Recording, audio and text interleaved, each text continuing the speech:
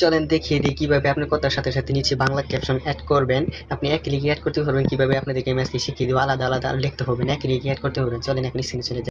তুমি টিকটক অ্যাপসের ভিতরে চলে যান। টিকটক অ্যাপসের ভিতরে চলে যাওয়ার পর এখানে প্লাস আইকন আছে, সেই প্লাস আইকনে একটা ক্লিক করে দিবেন। সেখানে কি করবেন, ভিডিও আপলোডে একটা ক্লিক করে দিবেন। ভিডিও আপলোড ক্লিক করার পর আপনি যে ভিডিওটা কাজ করবেন এই ভিডিওটা সিলেক্ট করে দিবেন। ভিডিওটা সিলেক্ট করার পর নেক্সটে ক্লিক করার পর আপনারা এখানে দেখেন যে উপরে একটা যে এডিট অপশনে একটা ক্লিক করে দিবেন। এডিট অপশনে ক্লিক করার পর নিচে টেক্সট আছে, এই টেক্সটের মধ্যে একটা ক্লিক করে দিবেন।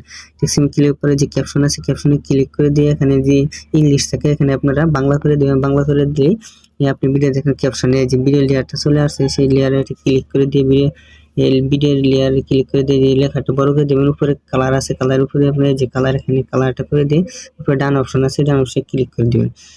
এরোসিনের উপরে ক্লিক করে দিয়ে জিনিসে একটা এরোসিন আছে, এরোসিনে একটা ক্লিক করে দিয়ে তারপরে আপনার ভিডিওটা যে ডাউনলোড সেভ আছে সেভাবে ক্লিক করে দেবেন। তাহলে আপনার গ্যালারি থেকে ভিডিওটা